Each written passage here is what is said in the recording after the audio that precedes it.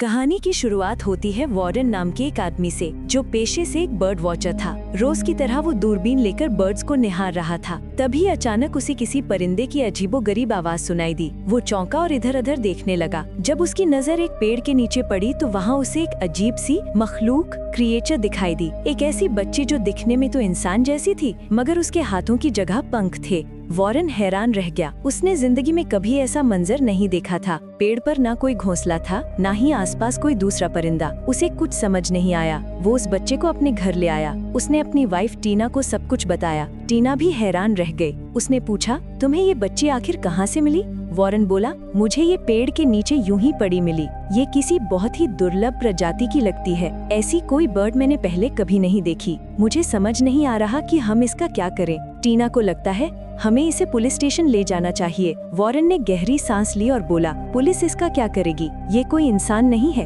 एक परिंदा है। हम यूं ही इसे पुलिस के हवाले नहीं कर सकते। हमें इसका ख्याल रखना होगा। शायद इसकी कोई फैमिली हो तो वो इसे लेने जरूर आएगी। टीना बच्चे को पानी पिलाने लगी। असल में टीना बहुत वक्त से माँ बनना चाहती थी, मगर कुछ वजहों से वो माँ नहीं बन पाई थी। इसलिए धीरे धीरे उसने उस बच्चे को अपनी बेटी समझना शुरू कर दिया। टीना ने वॉरेन से कहा, मुझे पूरा यकीन है इसके जैसी और कोई बर्ड नहीं होगी। अगर होती तो तुम्हारी बर्ड्स वाली किताब में जरूर कुछ लिखा होता, या फिर तुमने उसे कभी देखा होता। ये इकलौती ऐसी बच्ची है जिसके पास पंख हैं। अब मैं इसे अपने बच्चे की तरह पालना चाहती हूँ। हमें इसका कोई प्यारा सा नाम रखना चाहिए। और फिर उन्होंने उस बच्ची का नाम फ्लोरा रखा। अगले दिन टीना फ्लोरा के लिए कपड़े और पालना मंगवाती है। वो उसे ऐसे कपड़े पहनाती है कि उसके पंख किसी को न दिखाई दें। कुछ दिन बाद वे फ्लोरा को लेकर शहर घुमाने निकलते हैं। सिटी की औरतें फ्लोरा को देखकर बहुत खुश होती हैं। उससे खेलती हैं और पूछती हैं, ये तुम्हें कहाँ से मिली? इतनी छोटी और इतनी प्यारी बच्ची?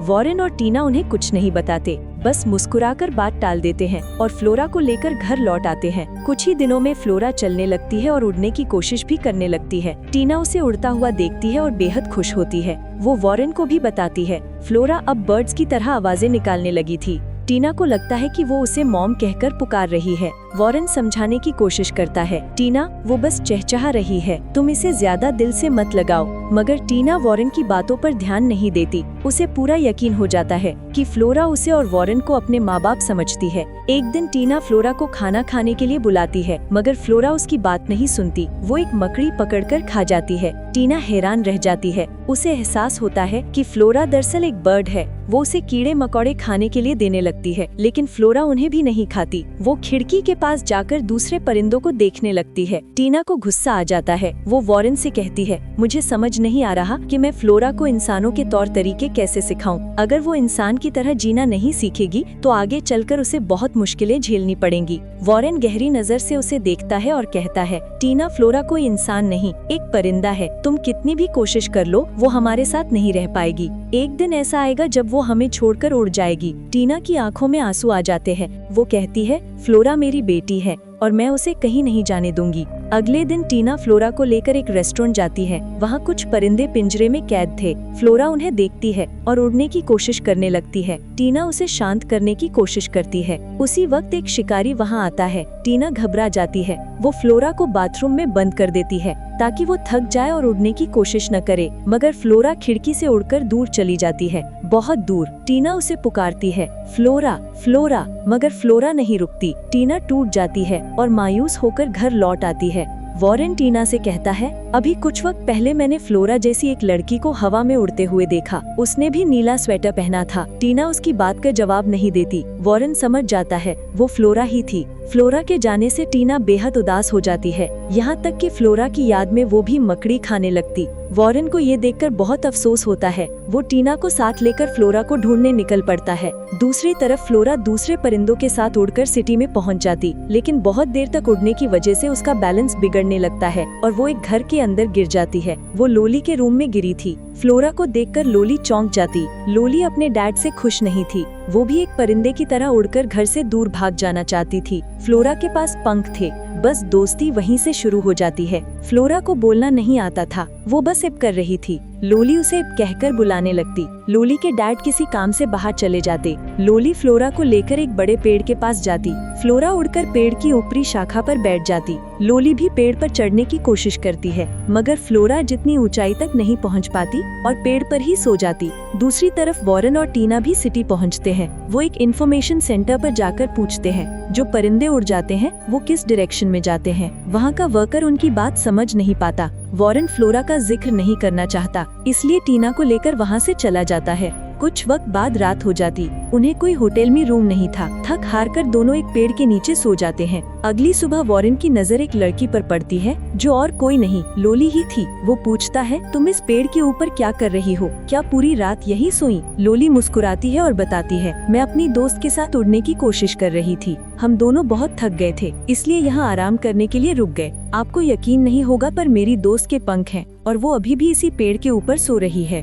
दोनों हैरान हो जाते हैं। वॉरेन पेड़ पर चढ़ता है, मगर वहाँ उसे सिर्फ फ्लोरा के जूते मिलते हैं। फ्लोरा पहले ही उड़कर जा चुकी थी। लोली मायूस हो जाती है। वो फ्लोरा को ढूंढने के लिए वॉरेन टीना के साथ निकल पड़ती है। फ्लोरा खुशी से आजाद होकर उड़ रही थी, मगर तभी बहुत सारी बर्ड्स उसके पास आकर उड़ने लगती हैं। फ्लोरा का बैलेंस बिगड़ जाता है और वो एक क्लॉक टावर के ऊपर गिर जाती है। आसपास के लोगों को लगता है कि वो कोई बच्ची है जो खतरे में है। वो तुरंत रेस्क्यू फोर्स को बुला लेते हैं। रेस्क्यू ऑफिसर शॉन फ्लोरा को बचाने के लिए क्लॉक टावर के ऊपर चढ़ता है, मगर तब तक फ्लोरा वहाँ से उड़ जाती है। शॉन को लगता है कि फ्लोरा को कोई ईगल उठाकर ले गया है। टीवी पर फ्लोरा की खबर चलने लगती है। टीना और वॉरेन ये देखकर घबरा जाते हैं और शॉन से मिलने के लिए उसके घर पहुंचते हैं। शॉन दुखी होता है। वो कहता है, मैंने अब तक अनगिनत लोगों की जान बचाई है, मगर आज मेरे सामने एक ईगल उस बच्ची को उठाकर ले गया। मुझे पूरा यकीन है कि वो उसे खा गया होगा। इस हादसे ने मुझे अंदर तक तोड़ दिया। मेरी जिंदगी भर की मेहनत बर्बाद हो गई। वॉरेन कहता है, तुम्हें मेरी बातों पर यकीन नहीं होगा, लेकिन फ्लोरा को किसी ईगल ने नहीं खाया। वो अब भी जिंदा है।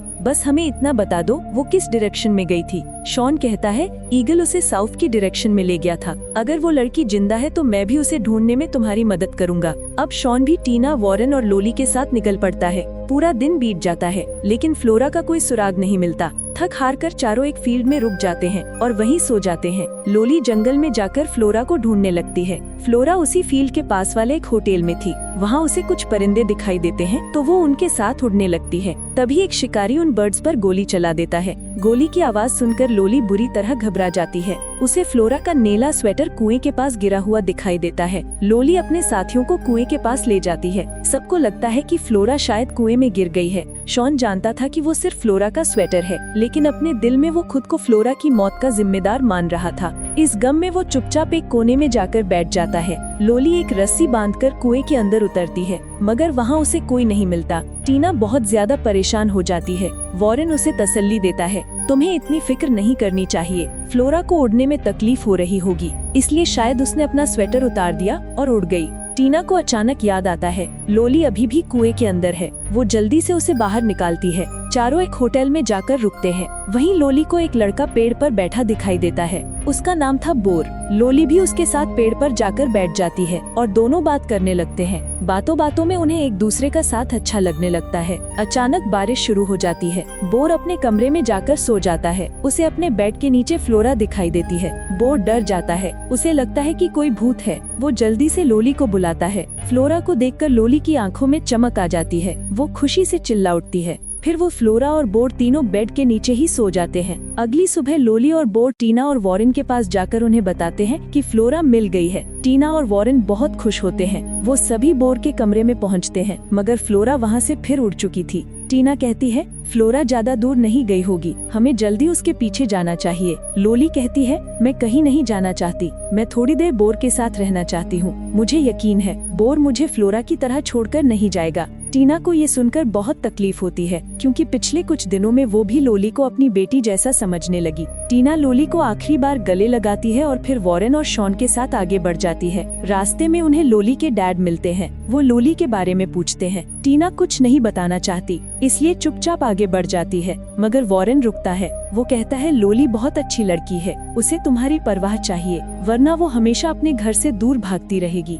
इतना कहकर वो भी आगे बढ़ जाता है। कुछ दूर चलने के बाद शॉन थककर एक फार्म के पास बैठ जाता है। टीना उसे ब्रेड देती है और कहती है कि हमें आगे बढ़ना चाहिए, मगर शॉन की आंखों में आंसू आ जाते हैं। वो कहता है, मैं हमेशा से एक अच्छा रेस्क्यू ऑफिसर रहा हूँ, लेकिन अब मुझे अपनी काबिलियत पर शक हो रहा है। मेरी वजह से फ्लोरा की जान चली गई। मैं खुद को कभी माफ नहीं कर पाऊंगा। टीना उसकी बातों पर ध्यान नहीं देती। उसे फ्लोरा को ढूंढना है। वो शॉन को वहीं छोड़कर आगे बढ़ जाती है। वॉरेन शॉन को अकेला छोड़ना नहीं चाहता। वो टीना को भी रोक देता है और तीनों वापस फार्म पर लौट आते हैं। उसी रात फ्लोरा फार्म के पास से उड़ रही थी। अंधेरा बहुत था, इसलिए वो ज्यादा देख नहीं पाई और एक पेड़ में फंस गई। फ्लोरा की आवाज शॉन को सुनाई देती है। वो बिना कुछ सोचे पेड़ पर चढ़ जाता है। वो फ्लोरा को बाहर निकालता है, मगर फ्लोरा का एक पंख टूट चुका था। शॉन एक रस्सी की मदद से उसका पंख बांध देता है। फ्लोरा फिर से मुस्कुराती है, खुश होती है और उड़कर वहाँ से चली जाती है। फ्लोरा को जिंदा देखकर शॉन के चेहरे पर सुकून छा जाता है। वो फार्म के ऊपर चढ़कर सर्कस ट्रिक करने लगता है।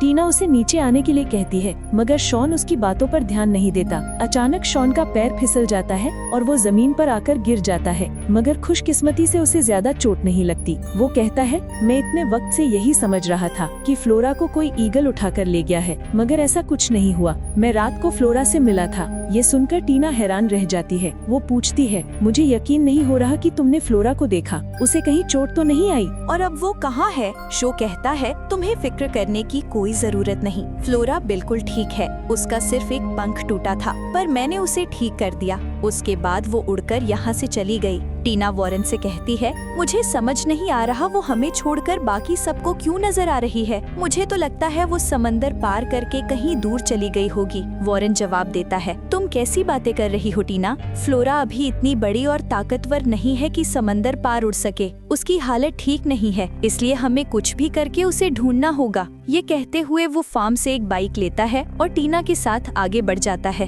टीना टेलीस्कोप की मदद से आसमान में फ्लोरा को ढूंढने लगती है। थोड़ी दूर जाने पर उसे फ्लोरा दिखाई देती है। वो दूसरे बर्ड्स के साथ उड़ते हुए समंदर की तरफ जा रही थी। वॉरेन और टीना भी तेजी से बाइक से समंदर के किनारे पहुंचते हैं। वो दोनों फ्लोरा को पुकारते हैं, पर वो उनकी आवाज नहीं सुन पाती। फ्लोरा माइग्रेट कर रही बर्ड्स के साथ समंदर के उस पार जाने लगती है, मगर रास्ता लंबा था। थकावट उसे बहुत ज्यादा हो रही थी। आराम करने को कोई जमीन नहीं थी और इसी थकान में फ्लोरा समंदर में गिर जाती है। फ्लोरा के जाने से टीना टूट सी जाती है। वो समंदर किनारे बैठ जाती है और फ्लोरा के लौट आने का इंतजार करने लगती है। वॉरेन कहता है, टीना, हम फ्लोरा को उसकी मर्जी के खिलाफ अपने साथ नहीं रख सकते। उसे जाना था, इसलिए वो चली गई। अब तुम्हें भी उदास नहीं होना चाहिए। टीना जवाब देती है, मुझे इस बात से कोई शिकायत नहीं कि फ्लोरा चली गई। बस इस बात का दुख है कि वो आखिरी बार मुझसे मिले बिना चली गई। वो दोनों बस में बैठकर वापसी की ओर चल पड़ते हैं। अचानक वॉरेन को किसी चीज की आवाज सुनाई देती है। वो तुरंत बस से उतरकर समंदर किनारे भागता है।